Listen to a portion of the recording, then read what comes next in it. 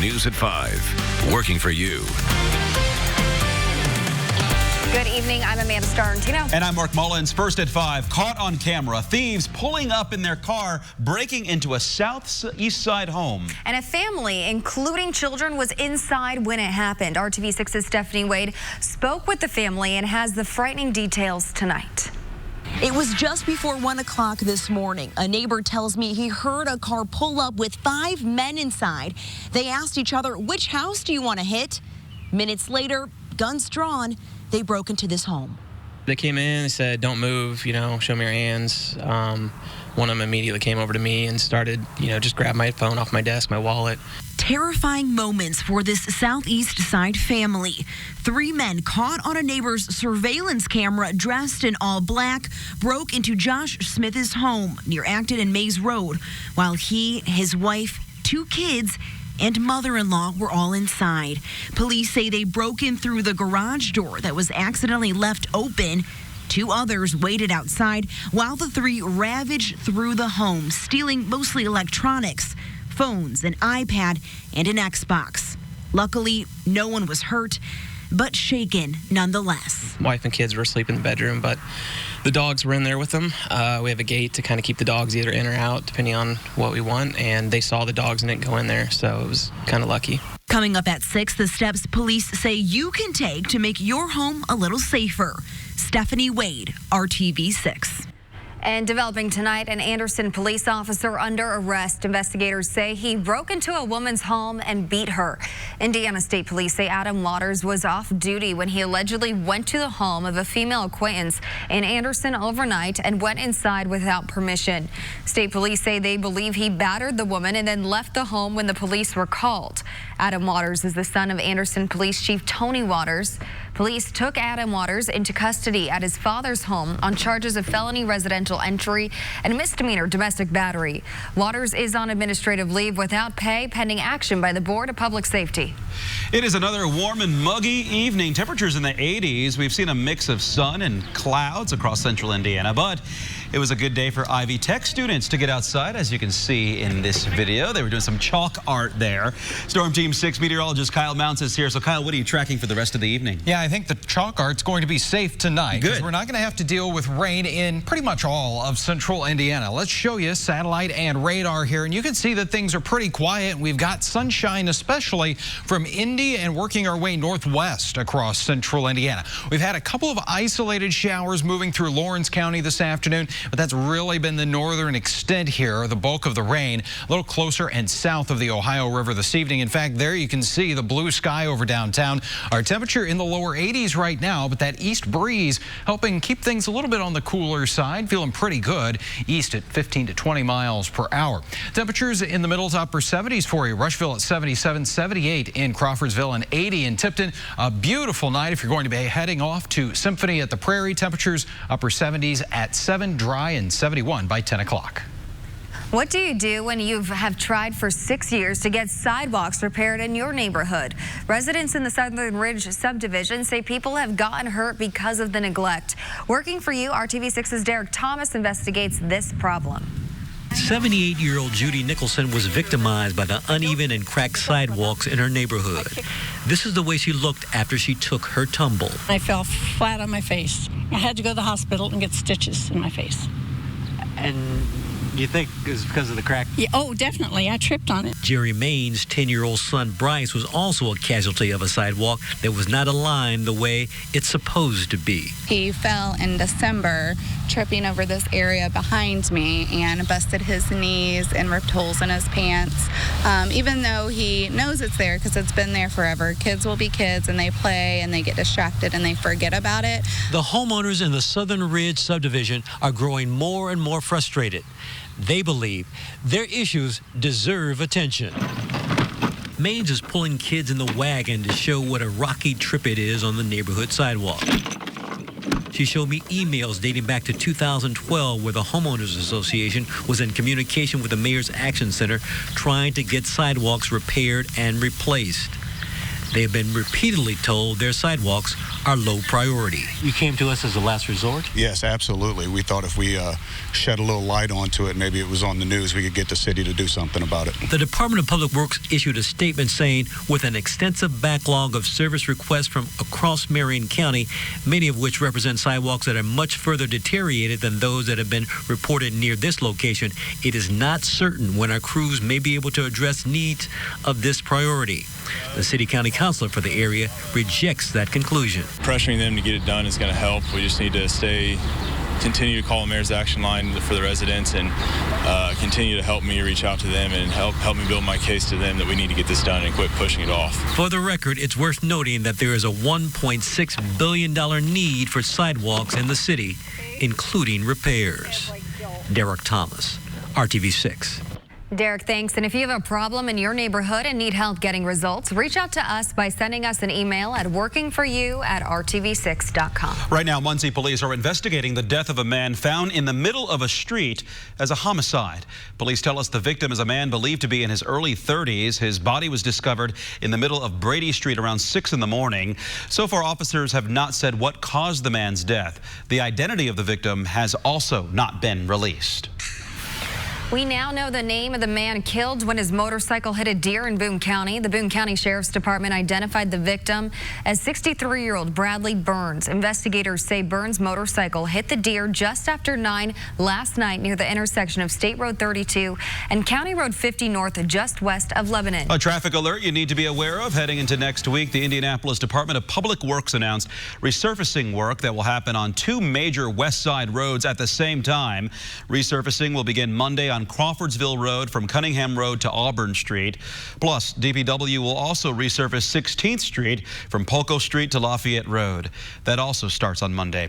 You will still be able to get through on both 16th Street and Crawfordsville Road, but there will be lane closures and some backups, so just be aware before you head out. Still ahead at 5:30 on RTV6. It's almost summer, so it's time to fire up the grill. But an important warning tonight, be careful what you clean your grill with. One woman's painful story and what you can learn from it. Ahead here at 5 o'clock, if your car is not paid off before you agree to trade it in, you need to be aware of a situation that could become very costly. How to prevent this from happening to you, Kyle. And that break in the wet weather has sure been nice, but the rain chances start to go up this weekend. We'll talk about how much rain falls on the way. You're watching RTV6 News at 5. And off-fall clearance items this Friday and Saturday. Welcome back. An update now on the 4th elephant at the Indianapolis Zoo to test positive for a potentially deadly virus. Zoo officials say 12-year-old Zahara now has very low levels of the virus. She's still taking antivirals. Zookeepers detected the virus in Zahara back on May 20th, but they caught it early because the zoo implemented regular testing after the first elephant became ill. Zookeepers have said they are optimistic about Zahara's recovery. The first 2 elephants to come down with the virus, Naya and Kalina, both died. And the zoo's only male elephant, Kadar, also contracted the virus, but he has fully recovered. Hiring Hoosiers is an RTV6 initiative to connect you to all kinds of career opportunities. A company specializing in the production and distribution of steel wheels plans to open a production facility in Indiana, which is expected to create more than 100 new jobs. Indiana Wheel Corp says that it will invest nearly $23 million to buy and renovate a facility in Marshall County, the community of Plymouth there in northern Indiana. The Indiana Wheel Corp facility is expected to lead to 117 new jobs. Tonight, a closer look at the autopsy reports of 3 Americans who died while staying at the same resort in the Dominican Republic, all within days of each other. ABC's Maggie Ruley with the new information now coming to light.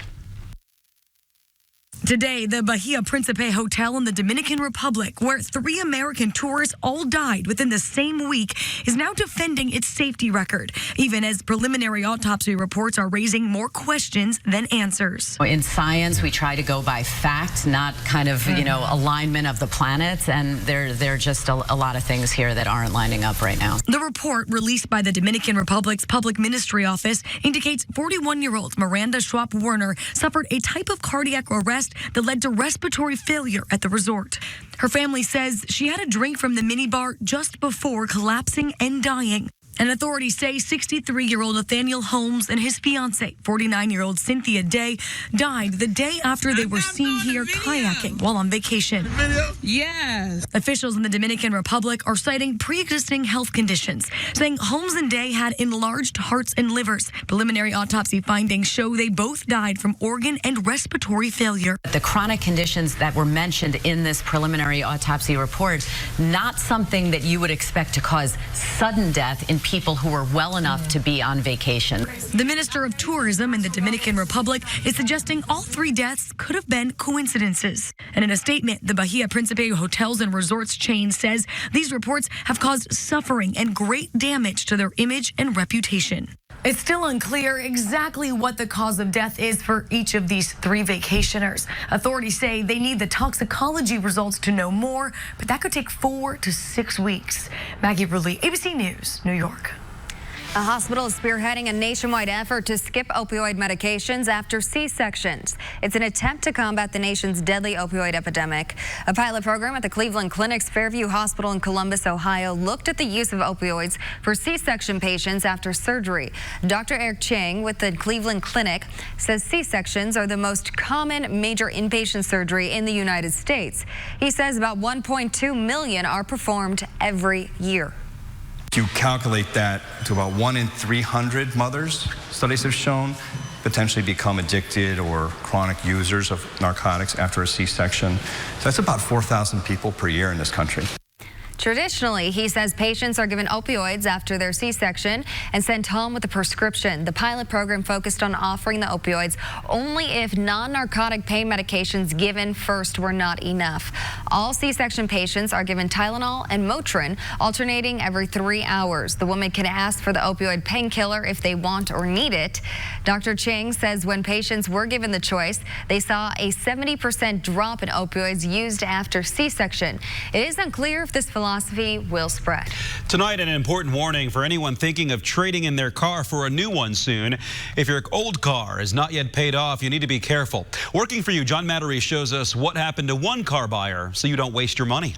When you trade your car in for a new one, the last thing you think about is what happens to your old car. But if you still owe money on it, you should. One man is haunted by his trade-in because the dealer forgot to pay it off. Mark Hoffbauer was the happy owner of a brand new truck until he learned his old SUV had not been paid off. Traded the Explorer in that night. Was told they would do the payoff. Mark tells me the whole transaction went perfectly. He came down to motor vehicles, got registration and license plates. Everything was great till a month later when he got a very unexpected call. Received a letter in the mail and a phone call from GE Credit Union said it had not been paid. But Mark says the dealer promised to pay off the $15,000 he still owed. They said, "You're late." I said, I don't have the vehicle. I traded it in. So he called and got the runaround. Told me the check was in the mail. We waited, called him again. A week later, check's in the mail. So we called the dealership owner, who apologized, blaming a paperwork mix-up where the payoff was never mailed. He said it would be sent immediately. Mark worries about his credit score. Are you worried about your credit taking a hit? I am. every day. So don't let this happen to you. The Consumer Law Group says never trade in a car a week before the monthly payment is due. Wait till right after. Then check 10 days later to make sure it was paid off. And ideally, pay off your old vehicle before you trade it in. I just want them to pay off the loan, and that's it. If you still owe a few thousand on a car you're trading in, you may want to check back with your lender and make sure it's paid off so you don't waste your money. I'm John Mattery for RTV6. Well, it may not be the most practical way to get to the office. But today, people hit the water for the 8th annual Canoe to Work Day. About 50 people paddled down Fall Creek to the White River. The Chris Burke engineering firm started the event as a way to encourage people to get out onto local waterways. And it's grown throughout the years. The first Canoe to Work Day was just a handful of people. The event has blossomed to include people from across the state of Indiana and even a group participating from Chicago. Organizers say Canoe to Work Day is an opportunity to see their work from another perspective. We work with a lot of water resource projects, and we get to see them from the land side all the time, but very seldom do we get to get out and actually see what we're doing to improve these waterways.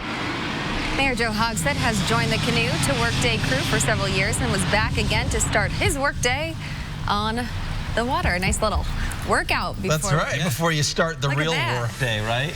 Yeah, and a very nice morning for it out there. Had a little bit of fog in some areas, but mainly a dry day. So we will take those when we can. Yes, we can. And as we look out over downtown Indianapolis right now, notice we're looking off to the south. Now we can see the clouds. Earlier we were looking toward the north and you saw all that sunshine. Of course, we got Lucas Oil Stadium and Bankers Life Fieldhouse. The Fever will be in action there this evening. I don't think we're going to have to worry about any rain here across Indianapolis for our Friday evening plans. 82 degrees in downtown right now, 81 for you in Bloomington, and an even 80 in Kokomo. As we go into the overnight, those temperatures will be sliding back into the middle 60s, and that's where we will start off our weekend. Of course, it's farmers market season, so if you are going to be heading out to one of the many tomorrow morning, your temperatures in the middle to upper 60s. Quickly, we get back into the 70s by 10 a.m. at 70 degrees. We'll have clouds. We'll still have that breeze, but we'll also have a few scattered showers around the area as well. Here's a check of TrueCast as we pick things up at 6 o'clock in the morning. Notice some scattered rain showers, mainly south of Interstate 70. I don't think this is going to be all that widespread. You see some of the lighter green here, that not necessarily going to be making it to the ground. So we'll have some hit and miss showers. This isn't something that you need to cancel your plans over, but maybe just kind of have that backup plan, as you may need to go indoors for a short time before the dry weather kind of takes back over. And even by 7 o'clock tomorrow evening, still a few showers around the area. But here's a look at our planner and all the dry time that we are expecting tomorrow. Temperatures will make their way into the middle and upper 70s, and still, as mentioned, it's going to be a little bit on the breezy side out there. Your high temperature 80 degrees in Columbus and Indy, 79 in Peru, and 78 degrees in Richmond. Second half of the weekend, those rain chances do go up a little bit for our Sunday. Starting off again with temperatures in the middle 60s. Notice we've got some rain as we work our way through the middle to late morning hours here. And even as we go into the late afternoon and evening, we'll see a few more showers, especially over the eastern portion of the state. Not really expecting much in the way of any severe weather this weekend, but we are going to be watching for some localized flooding issues out there. You get under a couple of thunderstorms, you can pick up over an inch of rainfall, but in general, you can see there Kokomo around 1/3 of an inch, a little over 1/2 an inch or so in Indianapolis and the Columbus area. As we check out your 7-day planning forecast now, put it all together for you, and we've got that chance for showers and storms, which will linger into our Monday, but also some cooler temperatures coming our way. A high of 78 on Sunday. We're into the middle 70s Monday and Tuesday. Pretty quiet weather here as we go into the first half of the week after that rain chance on Monday, and then temperatures getting even a little bit cooler there for June especially. Highs only in the upper 60s with another chance of rain on Thursday. That's unlikely. What, 69? Yeah, exactly. Yeah, you don't see that very often. All right, well, you've likely seen the International Space Station on social media or TV, but NASA may be opening it up to space tourists. NASA says it plans to let private astronauts fly to the space station. The agency says the plan calls for as many as 2 private astronauts a year to stay for up to 30 days at the space station. This could begin next year. But before you get those stars in your eyes, this will cost you. NASA plans to charge private astronauts about $35,000 a night for food, storage, and communication. A pretty penny there. Quite the hotel stay, I guess, right? Absolutely. A woman wakes up early in the morning to crashing sounds coming from another part of the house. An intruder forced his way inside the home. Police body camera video caught everything, the horror that turned into relief. And be sure to follow us on Twitter and Instagram. A woman asleep early in the morning wakes up to terrifying sounds from inside her Lufkin, Texas home. Her first thought, someone was inside her house. Police rushed to the home. Their body cameras captured the entire incident and discovered it was no ordinary intruder. Look at your hands! Look at your hands! It's a deer! It's a deer! It's a deer! It's a deer! Stand down! Go. Go. How about that? The sounds the woman heard, a glass shattering, turned out to be a frightened doe that got into her home. The officers grabbed some nearby stools and tried to corral the animal. The doe eventually ran out the front door, leaving behind a mess and a weird story for all who were involved. The deer was just climbing walls, trying to get out. There were several times that we almost went out the back door and the door shut, and so it ran back inside. It was chaos. In 21 years, I think this right here tops it, because I've never seen or dealt with a deer inside the residence before. Well, no one was hurt, but the deer, she is still on the loose, as she should be. I don't blame her, though. I would have been scared, too, if I heard noises like that. Good Back thing to it was the just a wild. deer. Get it, Jane Doe? All right. All new at 6 p.m. Addressing the needs of rape and domestic violence victims, how a town aims to fill the void at 6. First on the Now Indy, the Indy Pride Parade is happening tomorrow downtown. The changes you need to prepare for and how 30 years of history has led us to this point in Indianapolis. You're watching RTV6.